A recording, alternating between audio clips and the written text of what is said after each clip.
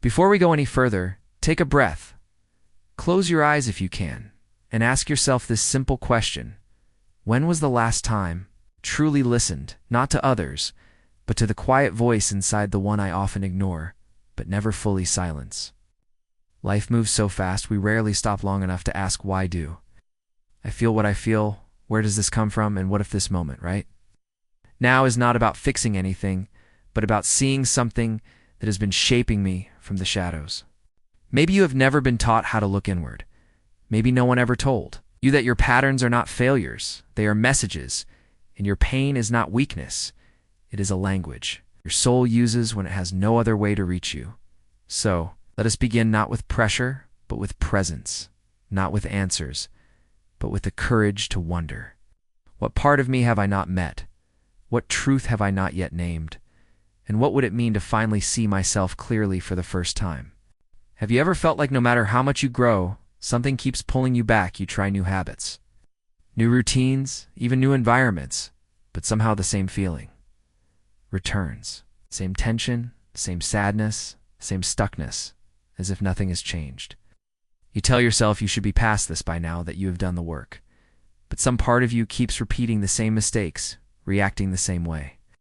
And choosing what you know will hurt, as if it is all happening without your permission. It can feel like you are cursed or broken or simply unlucky. But what if it is none of those? What if this invisible pattern is not a punishment, but a program? Something written deep inside you by experience, memory, and pain that never had words. What if your life is not repeating because you are weak, but because part of you is still trying to protect, using old rules built in moments when you had no choice and no voice, only survival? And what if this pattern will not change until you do something radical, not external, but internal, not fixing, facing, not escaping, but seeing something that has always been there, just out of reach, just outside awareness, but deeply in control? Carl Jung, one of the greatest minds in modern psychology, once said something that changes everything, a sentence that feels simple but carries the weight of generations. The root of healing and the truth behind why our lives often feel like fate. Until you make the unconscious conscious, it will direct your life and you will call it fate. This is not just philosophy. It's the hidden architecture of your choices, your reactions, your fears, and your story, waiting to be rewritten from within. You cannot change what you cannot see, and the unconscious by nature is everything you have not yet seen in yourself. It is not hidden to punish you. It is hidden because it was once too painful, too overwhelming, or too unsafe to face directly. The unconscious is not a dark, mystical space. It is real and active. It lives in the way you react when you feel abandoned, when you are criticized, when someone offers love and you flinch, or when success comes and you feel like you do not belong. It is your learned protection, your emotional reflex, the voice that says, stay small, stay quiet, stay invisible, because something in you remembers that being fully seen once led to hurt, and your body has never forgotten what your mind did. To make the unconscious conscious means to see those moments clearly, not just as emotions, but as messages from younger parts of you. It's from wounded experiences, from beliefs that are still active, though you no longer believe they are true. It is the beginning of inner freedom, because once something is conscious, it becomes a choice, and as long as it is unconscious, it is not a choice. It is a compulsion. Cycle a ghost, pretending to be your personality. When something inside you remains unconscious, it does not disappear. It directs your choices from the background. It whispers into your decisions.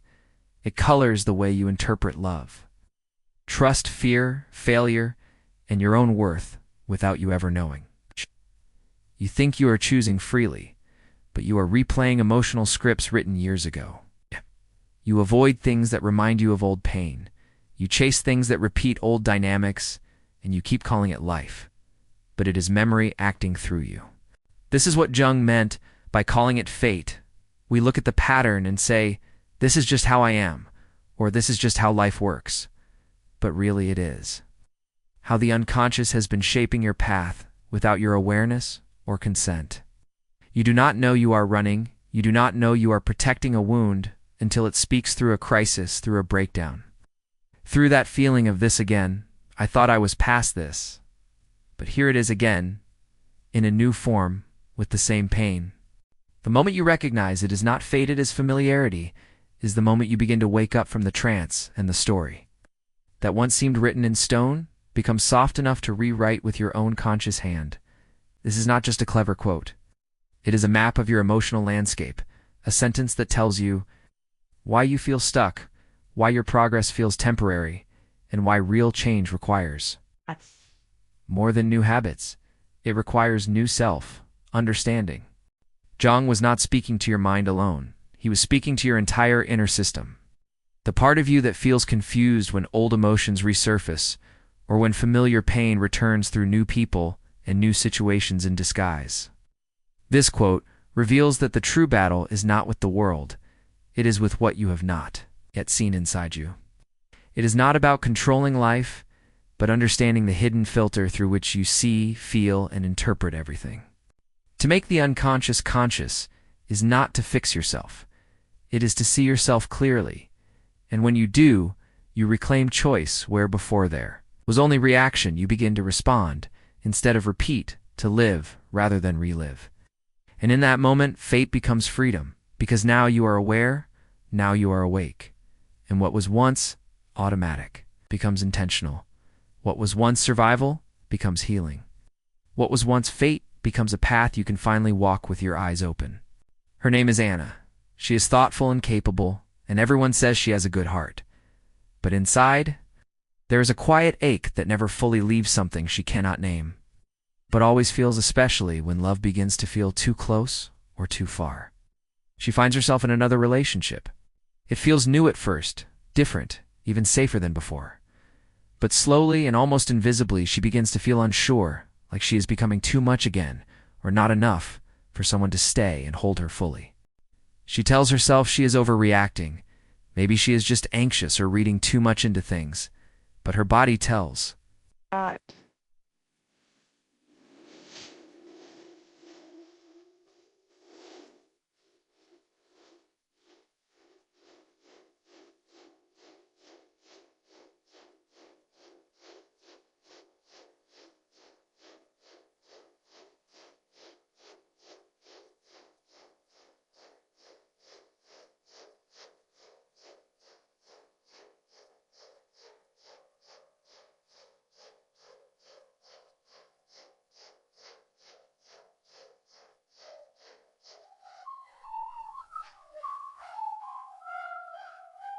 Her breath shortens, and something inside prepares to be left again, even if nothing bad has happened. She gives more of herself. She becomes softer, more agreeable, more silent than she wants to be, not because she is weak, but because some part of her believes she has to work to be chosen, that being loved means slowly disappearing from her own truth. This is not new. It is a script she has lived many times, different people, same dynamic, same quiet pain in her chest, as if she is always waiting for the moment when affection turns distant, and she is once again asking herself, what did I do wrong? Anna has read the books. She has gone to therapy. She knows the terms, but the pattern is not in her head. It lives deeper than words in her nervous system and her reactions in the silent rules she follows without realizing, because they once kept her safe. Somewhere along the way she learned that love means proving worth, that closeness must be earned, and that presence can vanish at any moment. She never chose these beliefs consciously, but they live in her like old songs she cannot stop humming, and now standing inside the pattern again. She begins to ask a different kind of question, not how do I fix this person, or what is wrong with me, but what is this story I keep repeating, and who inside me keeps choosing the same pain. One night after another quiet argument, Anna opens her journal, but instead of writing about him, she writes about herself. She writes, I feel invisible. I feel like I am chasing something that keeps moving, and I do not know why I keep doing this. She begins to list her past relationships, not just the names, but the feelings, the patterns, the roles she played, the energy she brought, and the emptiness she walked away with. She sees it clearly. For the first time, they were all different, and yet not. Suddenly it hits her, a sentence, not from logic, but from somewhere deeper. I am the common denominator, not in shame. It's not in blame, but in curiosity. What is it in me that keeps drawing me into this familiar ache, even when I think I have outgrown it? The question feels sacred, raw, honest. Something inside her softens, and she writes again. What did I learn to believe about love and worth and safety? And when did I first feel like I had to earn closeness by giving away pieces of myself? Tears come not from pain alone, but from clarity. This is not about him. This is about her, about the part of her that never felt safe being fully seen, and the other part that keeps trying to prove she is worthy by staying quiet and needed. She realizes she is not broken, she is repeating, she is not lost. She is circling something she has not yet faced, and the moment she names it, not with shame, but with awareness, the pattern begins to shift, not instantly, but deeply and permanently. After that night, something in Anna begins to shift, not loudly, not all at once, but quietly, like light entering a dark room. She starts to notice her reactions. Instead of drowning in them, she pauses, she breathes. She asks, who is speaking inside me right now? She starts to recognize that voice, the one that says you are too much or not enough, the one that whispers if you stay small, they will stay close.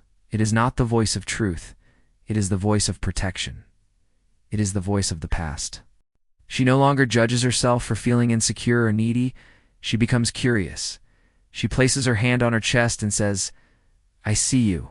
I know you are trying to keep me safe.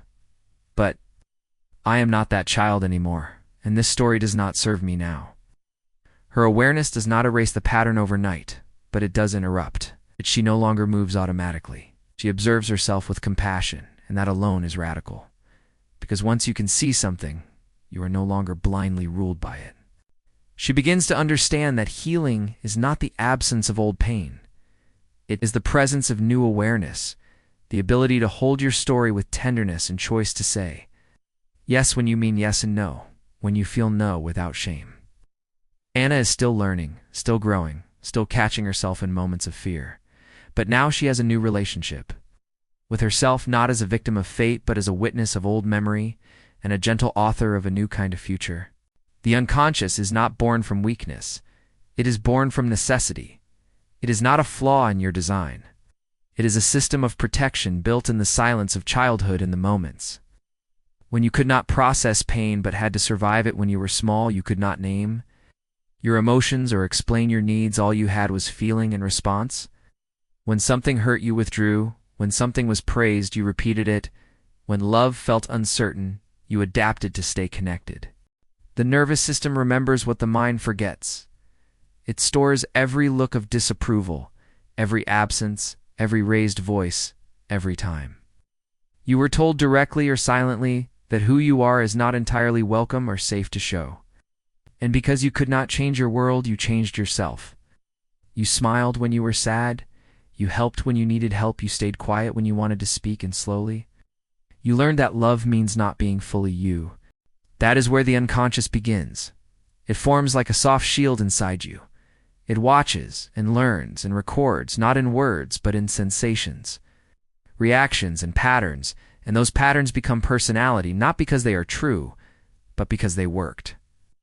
The body tightens before the mind speaks. The heart races before the story forms, and soon the way you feel becomes the way you live, and you do not even know you are following a map drawn in pain but walked. So often it feels like home. You grow up, you move cities, you change jobs, you meet new people, but somehow the same feelings return, the same fear, the same triggers, the same story told in different scenes, and it makes you wonder, am I cursed or simply missing something important? The unconscious does not care about time. It does not track your age or achievements. It only knows what once kept you safe, and it will repeat those patterns, not because they are good, but because they are familiar, and familiar feels safer than unknown. Even if a new relationship is healthy, part of you may sabotage it, not because you do not want love, but because love without anxiety feels foreign, and peace feels suspicious, because your body is waiting for the pain it used to predict and prepare for. When you feel rejected, you might overreact, not because this moment is dangerous, but because it touches an old wound, and your nervous system lights up like it did long ago. Back then, it was protection. Now it is a cycle, and you cannot see it clearly. You are not choosing these patterns consciously. They are choosing you from the inside. They are running like a background program, reacting before you have time to think, pushing you toward the same emotional places you once swore you would never visit again. Ah, shit. That is why self-awareness feels like waking up from a dream, because suddenly you realize you have been living according to rules. You never agreed to roles you never wanted, and reactions that belong to a version of you that no longer needs to lead. Carl Jung gave language to what many of us feel, but cannot explain. He called these repeating patterns complexes.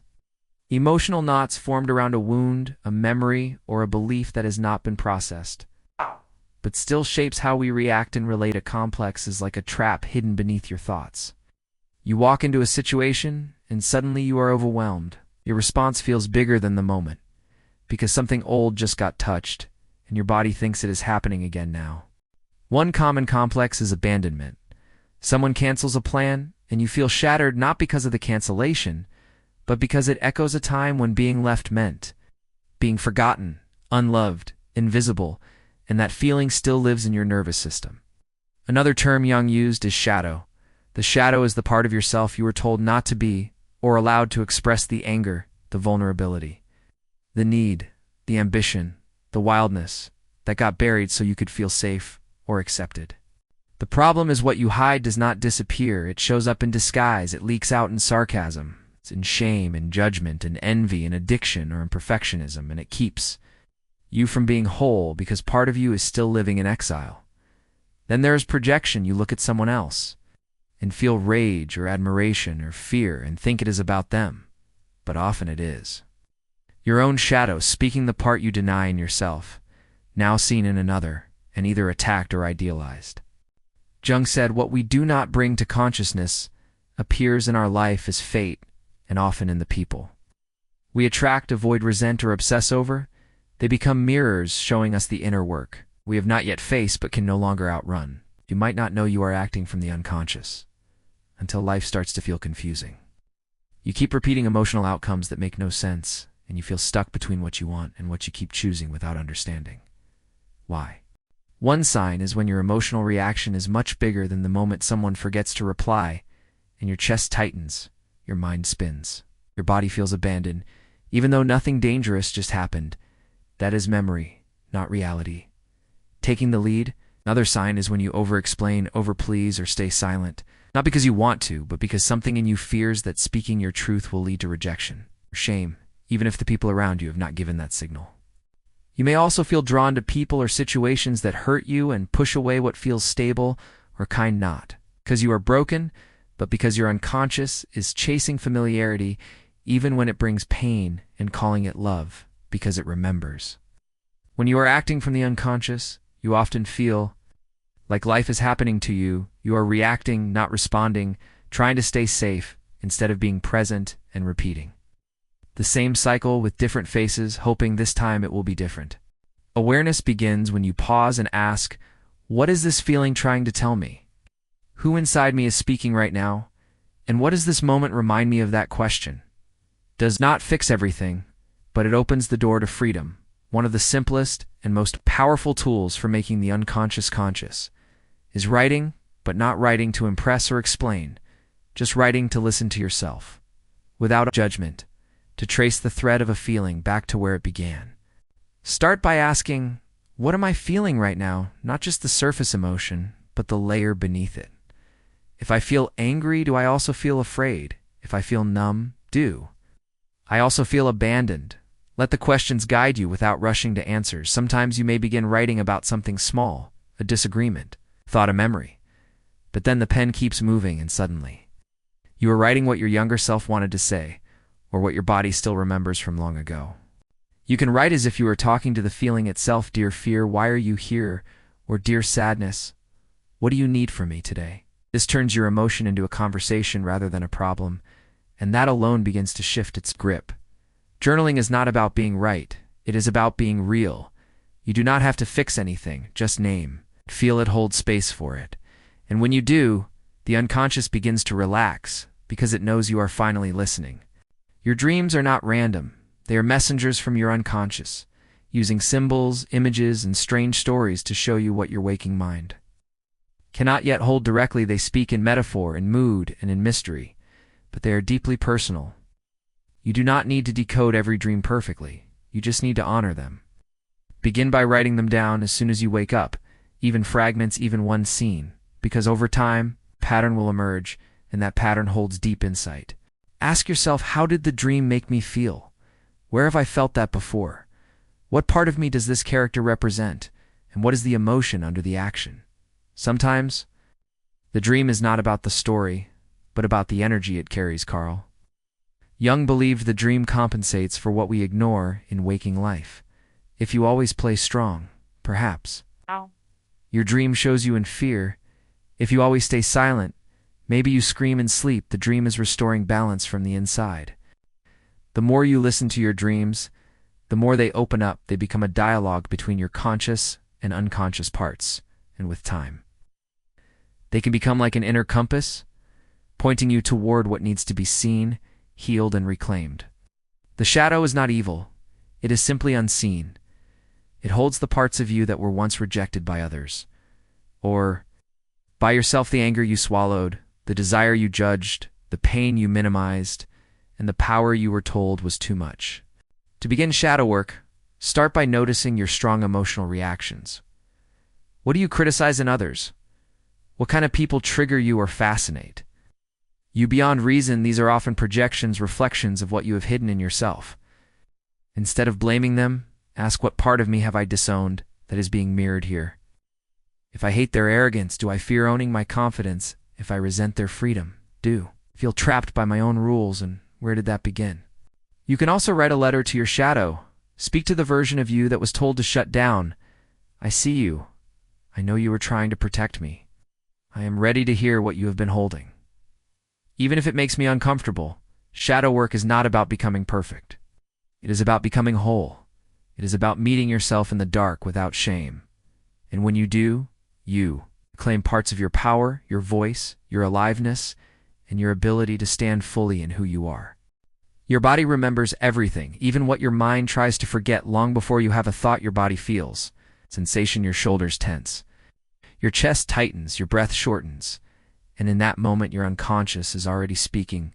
Somatic reflection means turning inward, not through analysis but through presence, asking, where in my body do I feel this fear, this grief, this anger, and what does it need from me? Not to be fixed, but to be acknowledged and witnessed fully.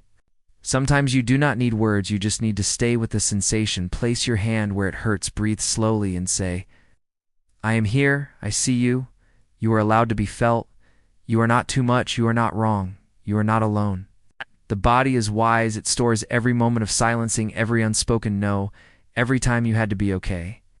When you are not, and by listening to the body, you begin to release what talking alone cannot reach, what thinking alone cannot heal. This is not a one-time practice. It is a relationship with your inner world built slowly through gentleness and curiosity.